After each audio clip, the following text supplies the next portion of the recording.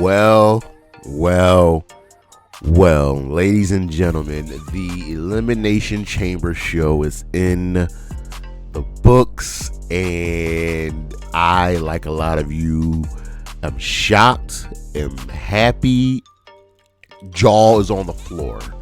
But if you're here, you're asking yourself what just happened, and we are going to go over everything. So, look, you can check out the socials, Charismatic Creations on Facebook and YouTube, Charismatic_Creations52 on Instagram, and of course the 215 on Twitter. And we start off with the Women's Elimination Chamber match. The show itself was taking place from the Rogers Center in Toronto, Canada. And so we get our combatants coming to the ring. Winner of this match will face either Rhea Ripley or Io Sky, as they have a championship match on Raw this coming Monday. And remember, Alexa Bliss won the first ever Chamber, so she was out first. Then Roxanne, Perez, then Bayley, and then Bianca. So we're definitely starting off with Liv Morgan and Naomi. And everyone's in their pods. Liv and Naomi are in the ring. And as the match starts, Jade Cargill's music comes on, and she comes out, and Liv looks terrified. And Liv is like, it's not me, it's not me, it's not me. I didn't, and she's scared. And for some reason, the door was still open. But Jade makes a beeline to the ring, and as she's about to attack Liv, she pivots and attacks Naomi and beats the holy hell out of her. Just absolutely decimates her, knees to the face, throwing her to the cage, powerbomb, so on and so forth. And Bianca Belair is looking on in horror, begging to be released, and Liv is telling her, I told you so, I told you so, I told you so. So for the last 2 years, Liv Morgan has been right with everything she's done. And then Jade finally slams the door on Naomi's neck, and Naomi went limp, and we did a stretcher job for Naomi, and she was eliminated. There's no replacement. And Liv Morgan knelt in front of Bianca Belair, laughing in front of her face because, well, she was right. And Bianca Belair finally was released, and she went to go check on Naomi, but Morgan wasn't having it. Took her out, tossed her into the cage, shut the door, and we got our match started. And Liv controlled Bianca for just a lot. Just a lot. Bianca tried covering, coming back, but then we got Roxanne coming in, and she put her thing down. The Prodigy, who had a really, really good showing here, went after Liv a lot, went after Bianca Belair's legs. Perez was just really, really good here. Finally, Bayley came in, went right after Roxanne, because they got a little thing going on, hit the Bayley to belly, and we're just getting things going, folks.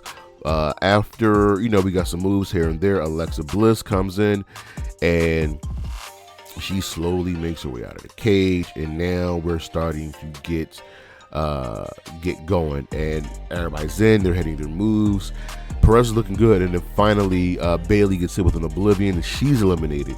And then Liv turns our attention to Bianca, and they're battling, and then Roxanne Perez gets eliminated, and then Alexa Bliss gets eliminated, and we're doing well. So it's down to Liv and Bianca, and Liv beat Bianca's ass. Besides the one tail whip, Bianca got dominated in this ending stretch and still won. And that's something that, we've always had an issue with Bianca Belair. She gets the John Cena booking. She gets to be made to look like an absolute beast whenever she gets beaten down.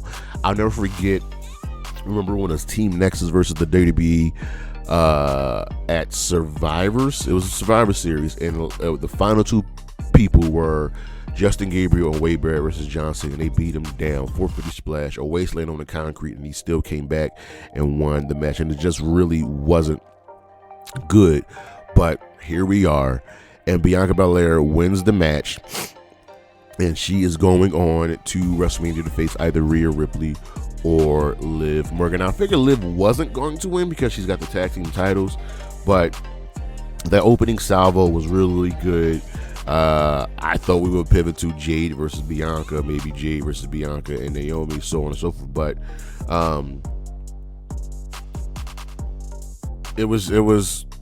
it was tough because the first 7 minutes of the match suffered as a result because it was dead after the stretcher spot, and the women did a really good job getting the crowd going again. I just don't like Bianca winning here.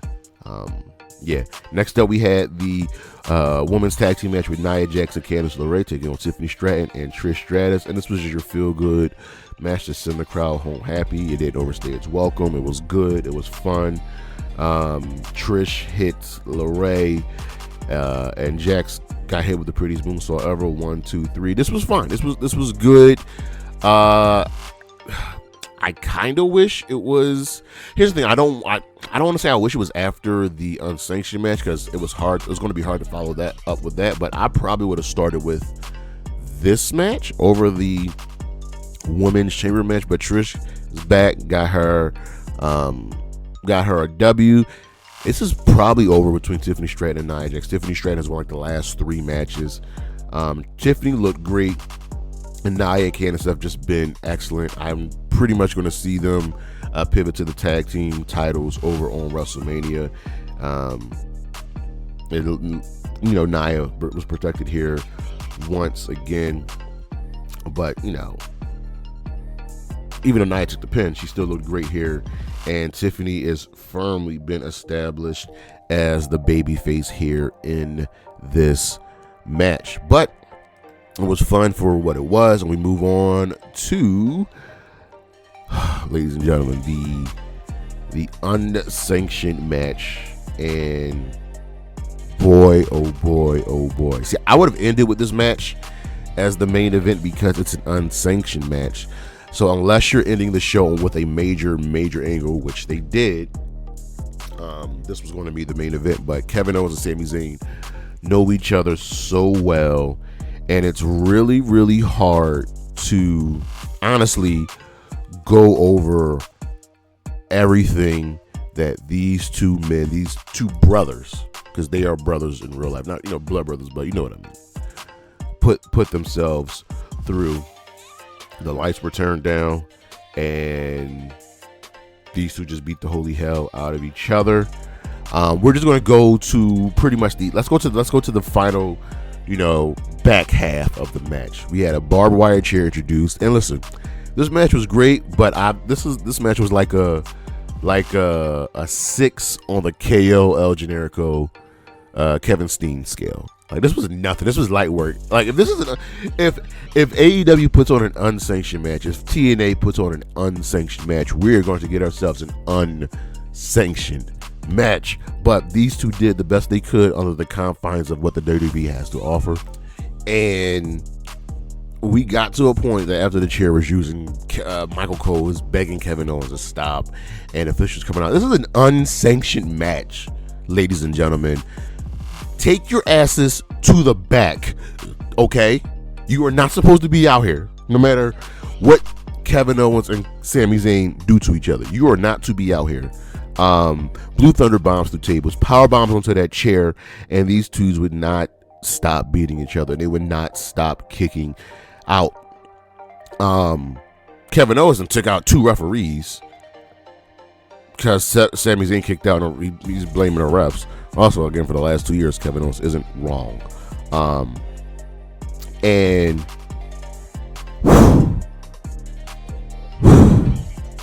Kevin gave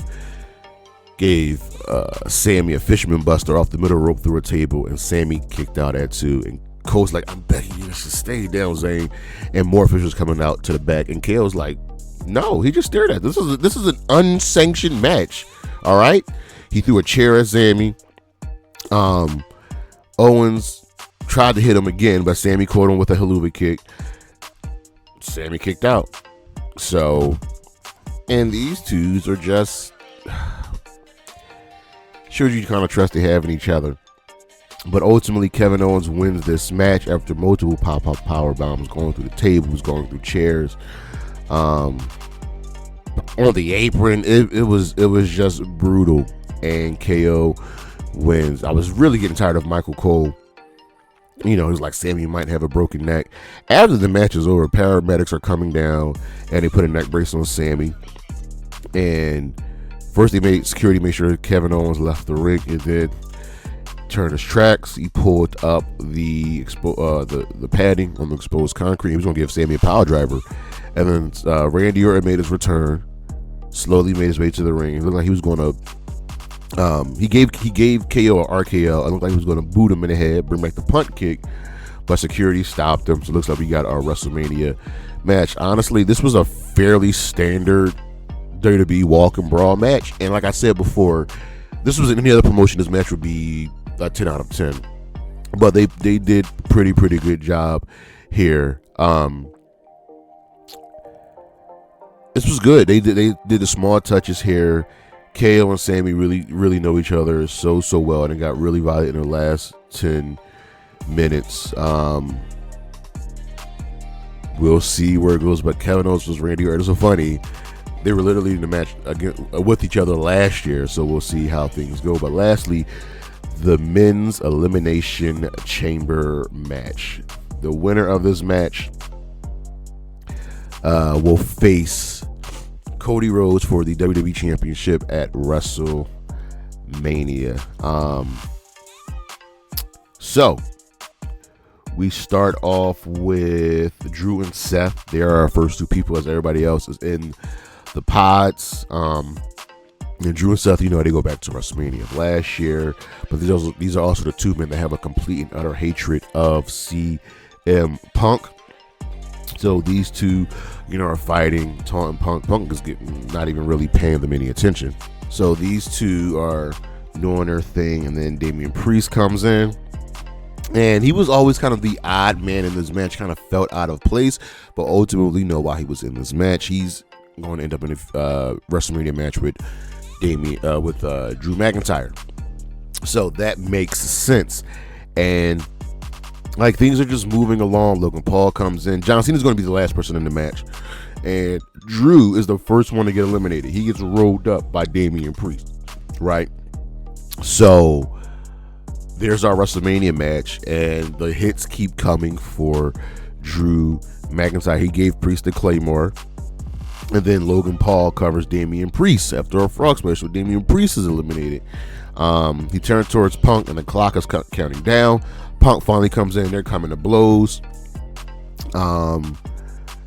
Cena was there, and Logan Paul gets eliminated. So we're down to Cena, Punk, and Seth, right? And okay. We knew the ending result. We knew what was going to happen, how things were going to go down, just how we get to it. And Seth gets eliminated, right? After, spending a lot of time on Cena. Cena was just taken out, whereas Seth and Punk, their hatred for each other, took over, and they both had an opportunity to eliminate Cena, and did. They just kept fighting each other. So Seth gets eliminated. After getting hit with a GTS and an AA, and as Punk is getting himself up, Seth hits him with a stomp, and Cena blocks him in the STF, and Punk's out. Done. Cena wins the Elimination Chamber. This was a star-studded chamber. It was delivered on expectation. It was fine. It was good. I've seen better chambers, and there were many options you could go through with the matches. Punk, Seth, Drew, Priest probably coming out of this, maybe even figure out how to get Roman Reigns in this. This was good. The chamber matches haven't been great over the last many years because we just get too many of them, and you don't really get blood anymore. You don't really get the glass, and they put the mat on the outside of the ring, so the chamber matches aren't what they used to be.